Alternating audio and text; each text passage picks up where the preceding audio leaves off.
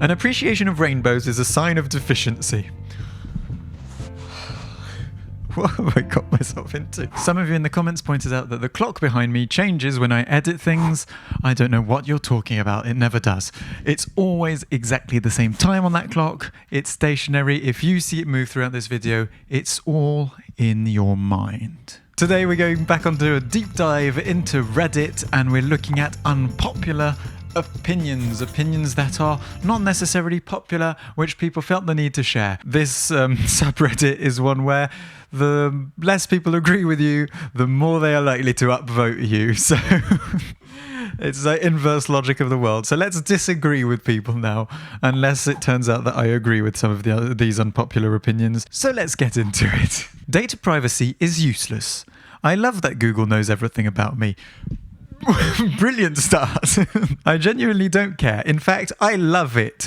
The convenience far outweighs any concerns about data privacy, in my opinion. Google knowing my location, preferences, and habits makes my life so much easier. My searches are faster, my recommendations are on point, and my life feels tailor-made to me. I read tailor-made, but it says tailored.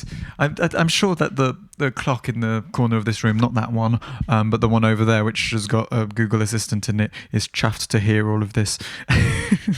Why would I want to spend hours looking for something when an algorithm can just figure it out for me? Ads? Great! At least they're ads for things I might actually want instead of random junk. Plus, Google Maps knows my routes better than I do, and my Gmail organizes my life automatically.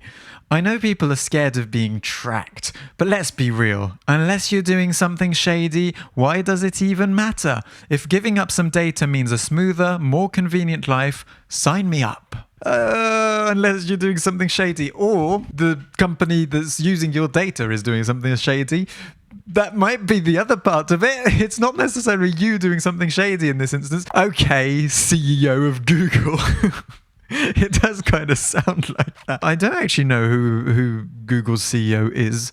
There are loads of CEOs we know of. We know of Tim Cook. We know of Jeff Bezos. We know of a certain musky Elon. But I can't think of the Google CEO's name. So do you know the name of the Google CEO? Or better question, did you know the name of the Google CEO before it came on screen just now? Upvoted for an utterly insane opinion. I'm happy you've never experienced identity theft, stalking, or repression, and I hope it stays that way. Yeah, identity theft is a big one for me. Recently, and it seems to be a permanent state of things, there are so many data leaks, and identity theft is one of the worst things that can happen to you. They're very difficult to trace, they're very difficult to stop, and they can haunt you for years. You can end up with tens of thousands of euros or dollars or whatever currency in debt. You can even be convicted of crimes that you didn't commit. All the data that you give these websites, you're trusting onto them to not then sell or give or lose simply to criminals. The problem isn't individual data used against you, but being able to shift people's perspectives in great numbers, like we saw during elections. Nobody gives a fuck about your porn kink or where you were Saturday night. There is the elections thing. About the no one cares about your kink one, I would tend to say blackmail. Do you think there are politicians who've never looked up things on the internet that they wouldn't want publicly announced to the world? Can those people then be swayed by mega corporations who have that data? Just a suggestion. I'm going to try and not politicize this video too much, but there you go. It starts with data. Your data is important, and I do think that you should be slightly concerned about it. Not that you have a choice these days. If you're watching this video, you're watching it on YouTube statistically, which means you've already given your data to Google. 99% of Christmas decorations are terrible. Tacky plastic, dead trees, and a waste of electricity. That's how I see 99% of Christmas decorations. Call me a Grinch, but I don't see the visual appeal, and it's certainly terrible for the planet. I'm sure there's a way to decorate in a way that looks more organic and less garish, but I've never seen it in real life. We actually tried to get a planted Christmas tree, like a spruce tree that we'd just keep in the flat and that would grow gradually, and we got a really small one a few years ago, and then this little thing happened, a slight, like a small international crisis. I don't know if you heard about it, called the coronavirus, and it just happened that the tree got sick during the time where we were under lockdown, and none of the garden centres were considered essential businesses, and they were all closed, and so we couldn't get the thing to cure the tree's infection, and it died. So we didn't do that for very long. I agree with this opinion. Like those inflatable Santa Clauses and those plastic reindeer, and I think a lot of the time, I wouldn't say 99%, but then a lot of the decorations in France might be a bit more artisanal. I feel like this applies probably more to America, but all the plastic, all the flashing lights. Yeah, I agree. It looks cheap. I see. We've reached no one can enjoy things season. Best of luck carving the roast beast. I'm not sure that's what they said. It's not no one can enjoy things. It's just that decorations are tacky and you can decorate in a different way, maybe. I used to work at Walmart. Nothing compares to the feeling of working with unopened Christmas junk. It's light and requires more cardboard to ship than it's worth. You just know that 100% of that will be in the trash within weeks, and it feels so dreadful and disgusting. They ship this garbage halfway across the planet. There's definitely the environmental aspect to it. Again, why plastic? Why single use? Our Christmas decorations go in a box and we reuse the same ones every year. And for most of my life, I've used mostly the same decorations. Shitty inflatable things, I agree, are crap. But there are some really nice decorations here at least. So I don't know how it is in America. But I assume that's what they're talking about. The trend of replacing car dashboards with tablets is terrible and needs to die. Again, I kind of agree with this one. The dash not only feels empty and boring, but the complexity and long-term viability are other concerns. Sun glare and extreme cold may impact the operation, making it even more annoying, if not unsafe. I think it is unsafe. When it starts raining, not only is your visibility impaired, but now you have to look away from the road, look at a tablet, navigate menus and go wipers on. Or you can talk to your car, which, as we always know, works brilliantly. I didn't understand that. Oh, this is a weird one. Consent-based morality is ridiculous. In modern Western societies, there seems to be this idea that as long as everyone is a willing participant in something, then it's morally okay. You often hear things like, what two consenting adults get up to is none of your business. Well, as long as everyone was into it, you can't judge what adults do in their free time, etc., etc. I'm not sure where this is going.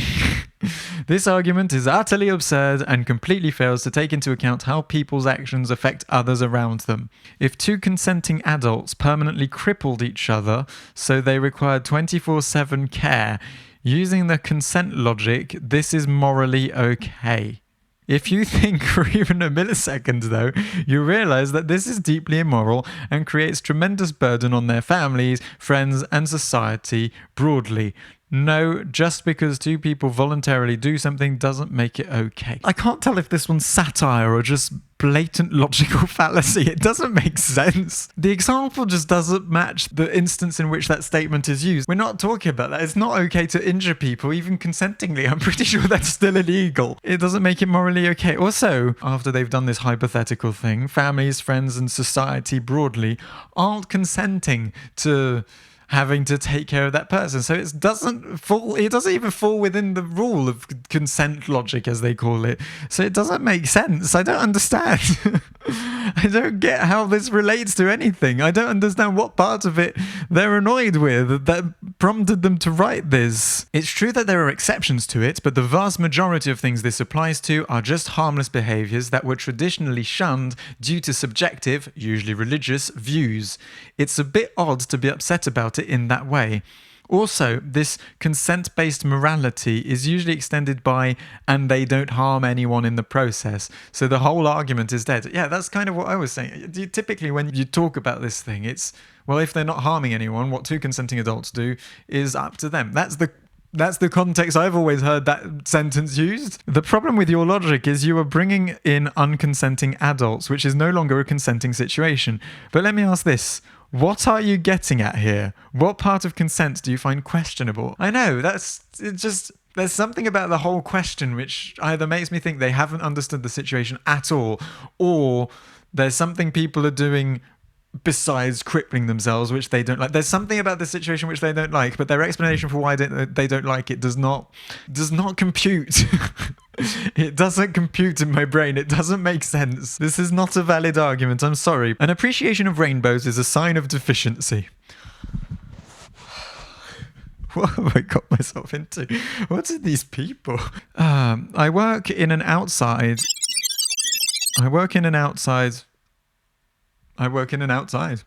Let's add the word environment. I work in an outside environment, and I might see rainbows 2 or 3 times a week. Now, are they nice? Yes. But are they on their own photo-worthy?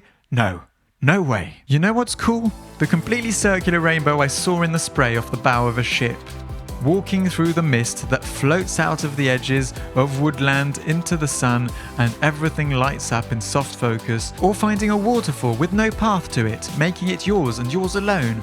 So when I see someone acting like a rainbow is nature's fireworks display and brimming up with joy, then I assume you either don't go outside or have the mental fortitude of a child. You are deficient to me. First of all, that's a bit harsh.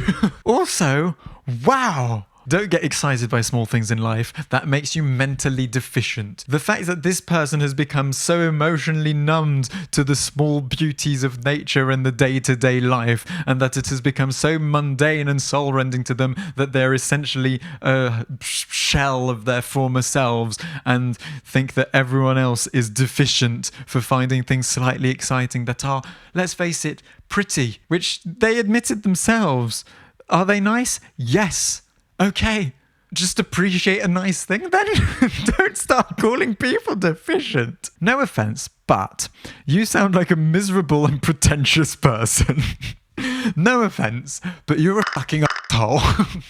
If you're lucky enough to see waterfalls which are yours and yours alone, and circular rainbows, mist that floats out at the edge of the woodlands in the sun, then good, but that doesn't mean that rainbows are worse. It doesn't make them less valuable.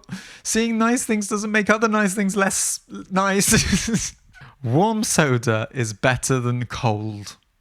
Warm. It says warm. It doesn't say like room temperature. It says warm soda. You get to taste the flavor so much more when it's room temperature or higher. There's no rush to finish the drink before either the ice melts or it gets above the temperature that is acceptable to you. Feeling the syrup stick to the inside of your lips and teeth is a great feeling.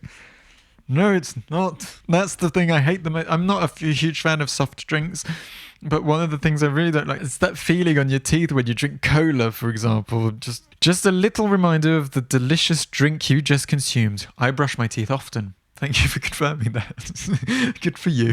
I too brush my teeth often. That's a good unpopular opinion. Seriously, especially the teeth part. The feeling of Coke coating my teeth makes them feel already rotted. And it basically has already rotted them. It's terrible for your teeth. I don't know if this one's unpopular. Some people really like coffee, really hot, and tea, or just a hot beverage. You'll have a hot chocolate, a coffee, a tea, and some people love it piping hot. And I hate that. It burns your mouth. I don't know how some people drink a cup of tea or a cup of coffee. You'll make coffee for everyone in the room, and one of the freaks in that room will drink it ages before everyone else, and just look at them and go, you're burning your face. They taste nicer when they're slightly cooled down a bit. I don't know. Do you drink your hot drinks really hot? I hear that some people ask for hot drinks extra hot at takeaway places, and I find that weird. I can't deal with that. Hello, yes, I would like a cappuccino, extra not hot, please. Extra cold. I'll just have an iced coffee. I'll have an iced coffee, thank you. I'll have a nice iced coffee. I'll have a nice coffee. But tish. And on that bombshell of a joke, thanks for watching. Hit subscribe if you enjoyed the video. We also hit 500 subscribers recently, so thanks for that. Anyway, thanks for watching, and I'll see you soon.